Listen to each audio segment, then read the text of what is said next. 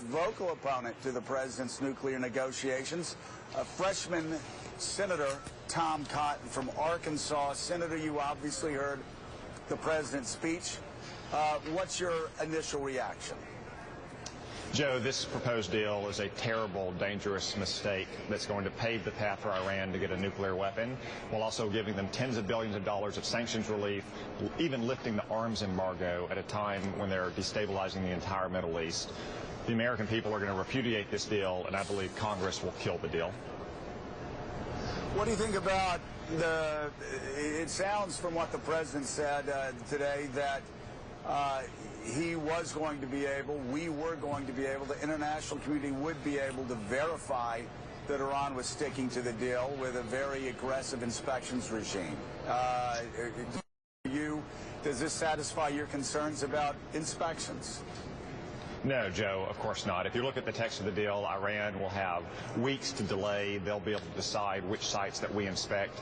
But more fundamentally, if they wanted to end their nuclear program and rejoin the civilized world, they could simply grant us access. They don't. They are an outlaw, terrorist-sponsoring, anti-American regime. They have the blood of hundreds of American soldiers on their hands who they killed in Iraq and Afghanistan.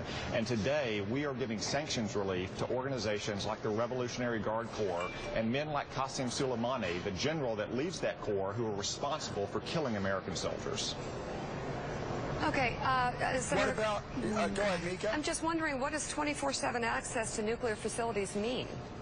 Well, after 24 days of negotiating and Iran complaining, after they've been able to scrub their sites, then maybe we will get access. But senior administration officials are already saying on background that anytime, anywhere inspections, which is the standard this president set, will not be met, that it was never realistic to begin with. It seems you're very quick to criticize the deal, and it seems like you're reading a different deal, with all due respect. Well, it's easy to criticize the deal using the president's own words. When we started down this path, he said the goal was to dismantle Iran's nuclear program. This leaves their nuclear program entirely intact. They can get a nuclear weapon if they violate the deal, as they've done with every agreement in the past, or they can get a nuclear weapon if they follow the deal in a mere 10 to 15 years. The president himself has admitted that. That's why this deal is so dangerous. Senator, using the president's own words then, he said, quote, this deal is built on verification, and, quote, the IAEA would have access where necessary, when necessary, and that access is permanent. Is the president of the United States lying to us, or has he been misled? Say that the words when necessary, where necessary are very different from any time, anywhere, and it gives Iran a say in where those inspectors that's a semantic trick. How is it different?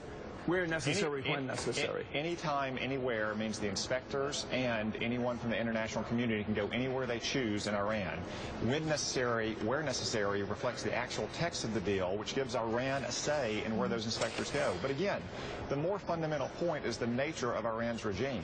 If they wanted to rejoin the civilized world, they would open up all their facilities. That's what South Africa did when they wanted to eliminate their nuclear weapons program. That's what Libya did. They didn't have endless debates.